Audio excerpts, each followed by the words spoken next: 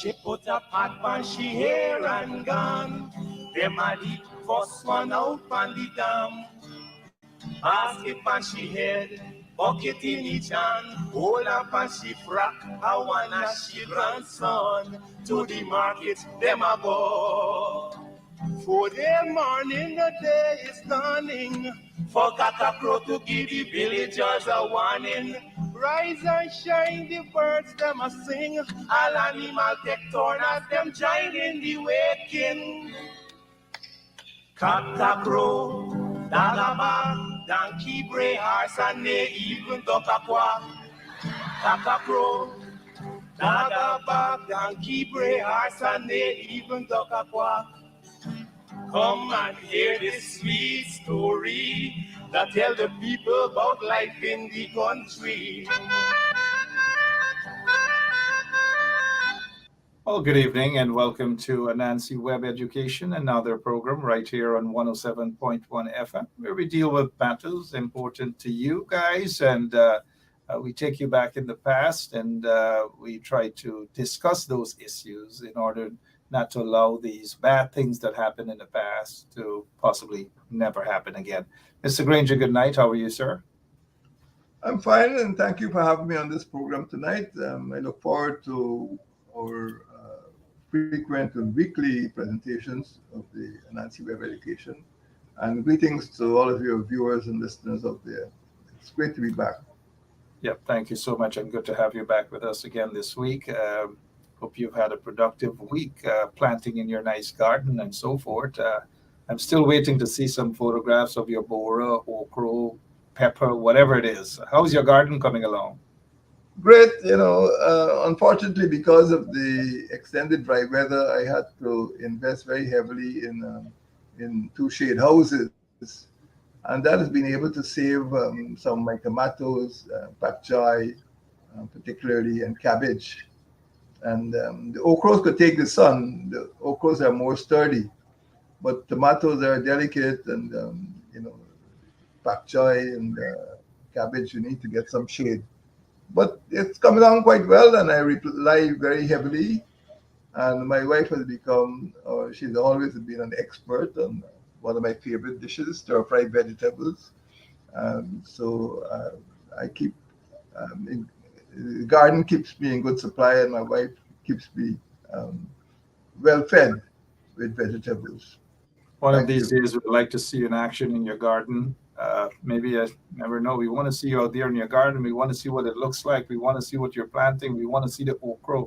We want to see the tomatoes or tomatoes. We want to see those things. Hopefully, sometime soon, we'll get some photographs.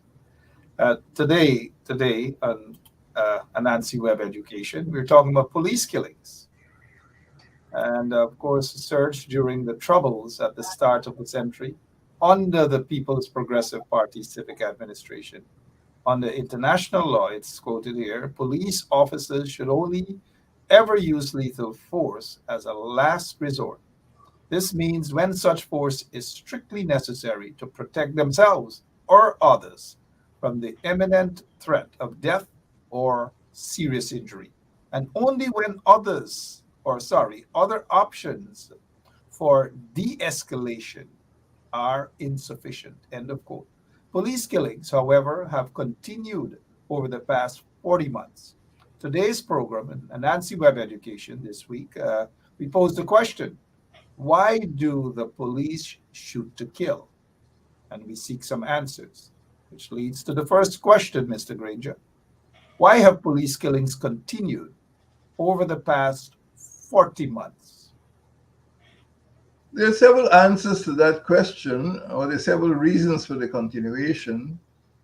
Admittedly, over the last 40 years or so, police killings have never ceased, but they were drastically reduced between 2015 and 2020 by the adherence to different policing principles and the return of the United Kingdom's team, an advisory team for security sector reform. Unfortunately, during the PPP administration, they threw the recommendation for security sector reform through the window and invited, a former police commissioner from New York to come into the country. That didn't work out. But police killings have continued because nothing has been done to stop police killings, quite frankly. And although the police force and the administration know the danger of non-implementation of security sector reforms, they have decided to run with people they know do not have the competence or the interest in bringing those reforms into up to the implementation level, simply by removing the bad apple, removing the bad eggs from the police force. So, with the police force will not reform itself. It requires drastic action by people in the high command who are committed to policing in a correct or a proper legal framework. Of course, the killings are a big problem because sometimes when the police feel they're not adequately paid, they're going to work for the minors, they'll work for traffickers, they'll work for criminals. And once they're on the take, they will not bring those criminals to justice. It is a tragedy and a travesty for the police to be accepting gifts from businessmen who are involved in corrupt practices, because when those businessmen need to be disciplined or arrested or charged with offenses, the police, find all sorts of excuses not to bring charges against them. So police killings have continued largely because the reforms have never been implemented over this last. In fact, the reforms have been halted. And I don't know what image you're putting there, but certainly we need to have a force in which the nexus between police and business is such that no affiliation with businessmen would prevent the police from efficient discharge of their functions. The police force has to be it's almost like the judiciary. The judiciary should not be accepting gifts from businessmen, because when those businessmen come before the judges or the magistrates on some charge, they must not be influenced by any gifts they receive. And the police are in the same position. If the police, prostitute their functions, to businessmen, well, then we can't expect, justice. We can't expect that crimes will be thoroughly investigated. And this is a problem. When crimes are committed, the investigations are halted or the investigations are sidetracked. And those not only businessmen, the other corrupt people are not brought to justice. So the killings will continue because although it should be a last resort for a policeman to kill a suspect, it is sometimes the first resort. No questions asked. You barge into somebody's bedroom at midnight and you shoot him. This is what happened in the case of Shaka Blair back in 2022. It's happened, 2002. 2002. Yeah. And now it's happening again 20 years later. Nothing seems to have changed with the PPP civic administration. So killings will continue unless some superior organization, unless some group of officers are put in control of the police force who are professionally committed to stamping out illegality among their subordinates. And that doesn't seem to have happened or to be happening. We see the return of the PPPC, the case in Boston, where members of the squad, so-called squad team, barged into a home and shot him right next to his wife, murdered him. Then Quindon Bacchus out there on the East Coast. And then we also heard of a Headley. Nothing has happened other than some charges and the matter before the court, and that's the end of the matter. We haven't heard anything again, but we do see the increase in police killings, questionable police killings under the PPP again. Our second question today: how have rural villagers perceived and reacted to police killings? Well, you can say in answer, thank God for the villagers. They are very conscious. The villagers have, elements of social cohesion. And very frequently in villages, people are related. People know each other so well that an offense against one family or one individual will affect a large number of persons in that community. So I think the natural cohesion in villages, including indigenous villages, including in the hinterland, including in villages on the coastline, is one of the reasons why the reaction has always been robust.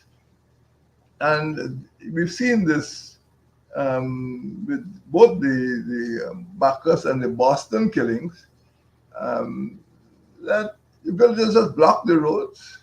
And sometimes I don't know where the energy comes from, but sometimes they move huge, containers and tractors and logs onto the roadway. But the villagers have reacted angrily to these killings, not only because the victims were loved and well known, but because some of them are quite frankly fed up. It's not the first time it has happened. And if you look back in history, you see that certain villages have been targeted.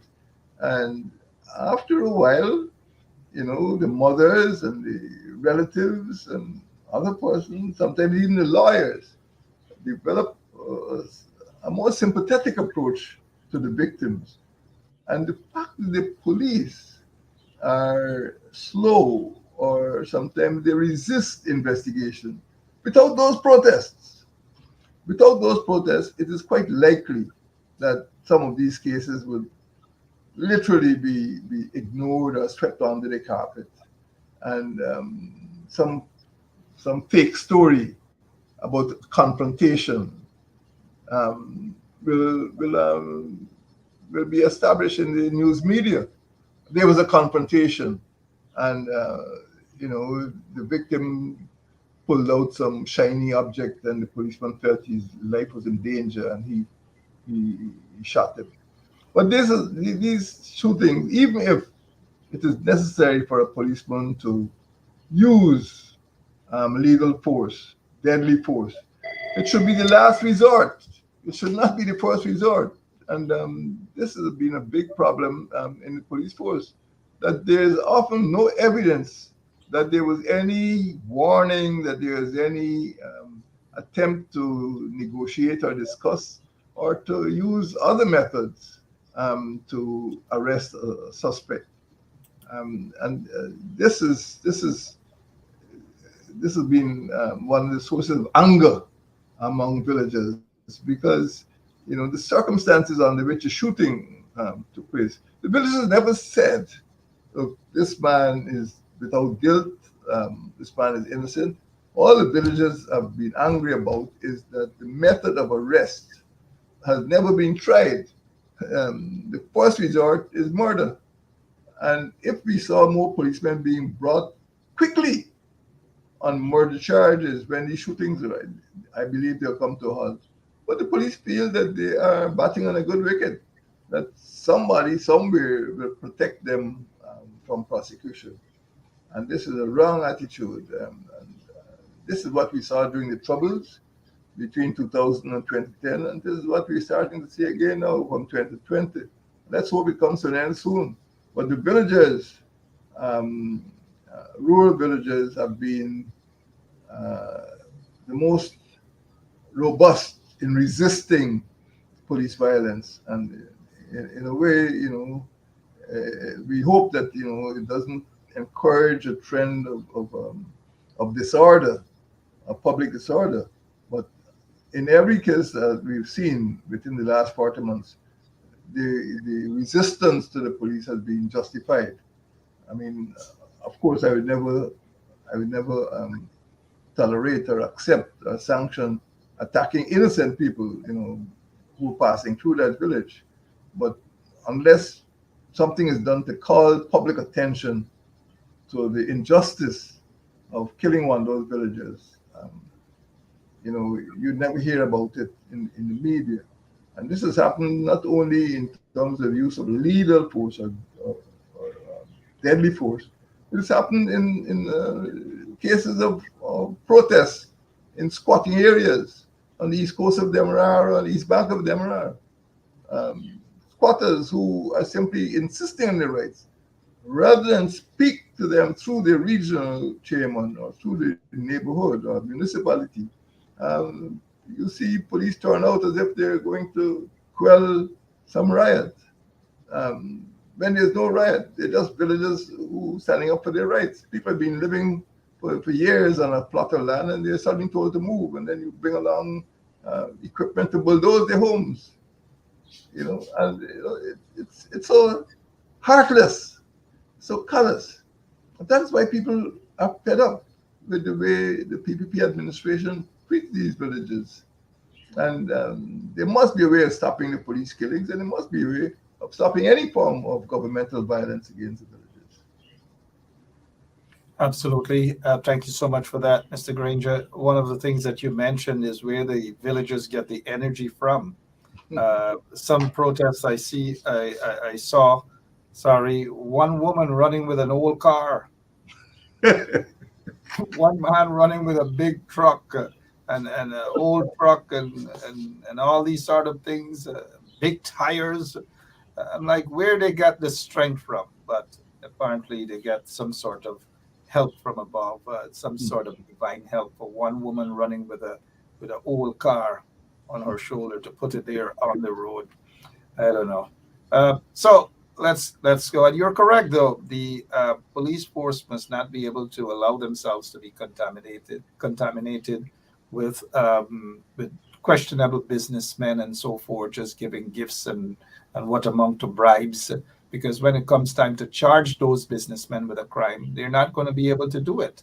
I saw sometime last year or the year before a particular business, quote unquote business, handing out monies to policemen and women, and a long line of those policemen and women in front of that business place waiting to collect money.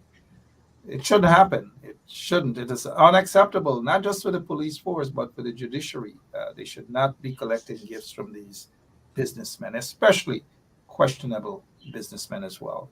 Uh, our final question for today on Anansi Web Education on the issue of crime. What has been the impact of public perception of police killings? Well, the impact is, I would almost say, measurable because it affects individuals, not only their quality of life, but it affects their ability to have any confidence in the police, under this slogan of service and protection. And the question is, if who will watch the watchmen if the watchmen are not protecting us? Who will protect us from the watchmen? And the loss of confidence in these major institutions could lead to serious problems along the road. For example, if you have no confidence in the truthfulness of the media, in the truthfulness or the efficiency of the police force, or the integrity of the judiciary, society will eventually fall apart. Society will eventually fall apart. No,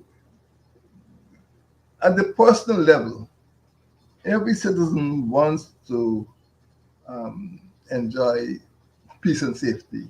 You know, every mother wants to know that her daughter or son will come home after school or after going to some cultural or entertainment function. Um, and if they feel that they're going to be bandits out there in the village and the police are too lazy, or the police don't enforce the law against known bandits, you will have a loss of confidence in the police force. And I think that this has started to happen. I don't know how extreme it is, but some people will not call the police when they are in need because they feel the police are part of the problem. That's quite unfortunate. The police have to turn that perception around. Um, we want to see a police force with raises the entrance qualifications. This is something that was discussed a decade ago in the Discipline Forces Commission. Nowadays, in modern policing, you don't need to have people there who have just got a primary school education. Primary school education is necessary, but it's not sufficient. You need to have people with a high school diploma, people who graduated from high school, and maybe university degrees. I don't know that there's any other English-speaking jurisdiction in the Caribbean which would allow people to join as constables with only a primary school education and rise to the highest levels of the force. And this is another area of disregard or disrespect when they feel that the police are behaving stupidly and irrationally.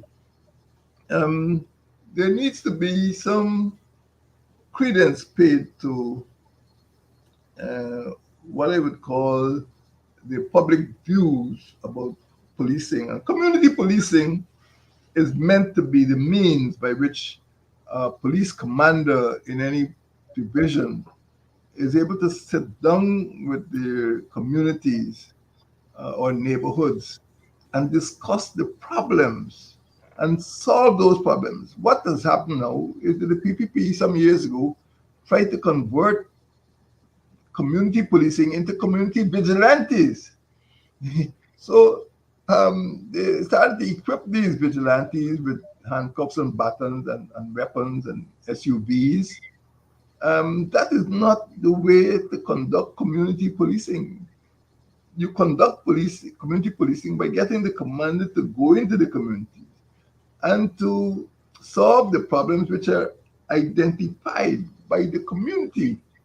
And we should not be having cases in which widows are being raped and murdered in some isolated, because that commander should know that these people are vulnerable. And there are many areas in Blackbush Polder, in the hinterland, in some communities which are affected by mining. For example, Barmita and Malia, they're affected because they're very close to the mining areas. And sometimes the miners inject a different type of culture and entertainment, which affect children and families.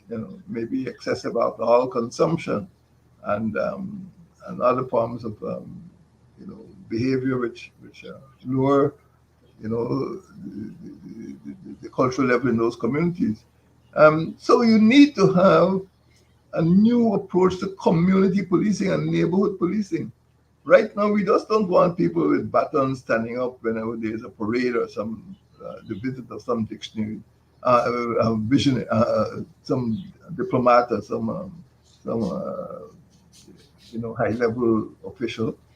What we need is a system in which the community is allowed to speak up. And this is the problem. When you have this type of one-party show, we don't want to have villagers who are saying yes, comrade, and no, comrade. We want villagers who are speaking up and saying, look, there's some rotten eggs, there's some bad eggs in this community. There's some people who rob and steal and, interfere, the Guyanese interfere with the girl children.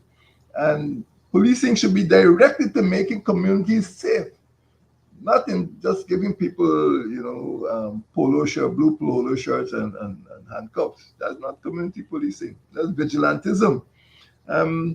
We need to have greater confidence, therefore, in the local government system, because the local government system is the heart of village life. It is here that the villagers select or elect representatives who will speak for them. And security and human safety must be top priorities and should not be subjected to political party dictatorship. So if we don't get local government right, if we don't respect the NDCs, if we just send in ministers to overrule the NDCs, which have been elected, to ignore the people who do have concerns and impose solutions which the people don't share, which people don't believe in, you're going to have problems. So I would answer that question by saying the impact has been very severe, and it has led to a loss of confidence in the police force. It has led to a loss of confidence in the entire political system, and the public perception. That is important. You may not be able to measure it in terms of votes at an election time, but the public do not feel that the police are protecting them. The public do not have confidence in the police. They feel that if they make a report about some rogue in the community, the police will simply tell the rogue, look, be careful with such and such a person because she just reported you. And, there'll be a backlash. So people prefer to remain silent rather than go to the police. And in some communities, the police have relatives, and sometimes the relatives commit offenses and crimes, and the police have no intention of correcting the relatives. So it's a bad situation, it's a bad scene. And once we depart from the principles of professional policing, and we just subordinate the entire police force to political direction, well then, we don't get the level of human safety or public security that we deserve. Over and over again on this AVI program, we've been talking about the importance of the security of villages, particularly villages along the border, villages like Whitewater, Baramita, Kaikan, Arau, which are affected by syndicatos. But you do not see the deployment of police against those syndicatos. They're not paying attention to, the super away from Mandela Avenue, where they can turn out with their brooms and their blue polo shirts. But that is where people need protection. But the police are not there. The soldiers are not there. They're men on a mission. The mission is not security. The mission is headline news. So the impact of the killings has been widespread, and the public. The killings may only be one person here or one person there, but generally there's been a collapse of confidence in not the whole police force, but if as a whole, the police do not deal with the rogues in their midst, the whole police force will suffer from that loss of confidence. And very often you see retired senior officers writing, you could almost see the agony when they write about the state of policing, and they're almost embarrassed, although they've left the force a long time ago. They're almost embarrassed to see what people in uniform are doing in the name of policing in this country. Well said, President David Arthur Granger. This week on AWI, Anansi Web Education, we dealt with police killings surged during the troubles at the start of the century under the People's Progressive Party civic administration. Under international law, police officers should only ever use lethal force as a last resort. This means when such force is strictly necessary to protect themselves or others from the imminent threat of death or serious injury, and only when other options for de-escalation are insufficient. Police killings, however, have continued over the past 40 months. Over the past 40 months, under the People's Progressive Administration. We've dealt with those questions today. Mr. Granger was able to cover why have police killings continued over the past 40 months? And the second question, how have rural villagers perceived and reacted to police killings? And the final question dealt with today, what has been the impact of public perception of police killing? Mr. Granger, thank you so much for your time as always. Looking forward to have you back here next week, same place, same time on 107.1 FM. Thank you, sir. Thank you, and thank your viewers and listeners, and God bless. Thank you. All day a pack down, me now a come home. In a jackass yard for fetchy load. Cockle shy and bag over shoulder. Running by his side, a Red Sea and Rover. From the farm, them a come. So now go down but up the river. Some washing clothes, some folks are bathing at the water. Fisherman, they catch them a bring. From a canoe boat, man, them start.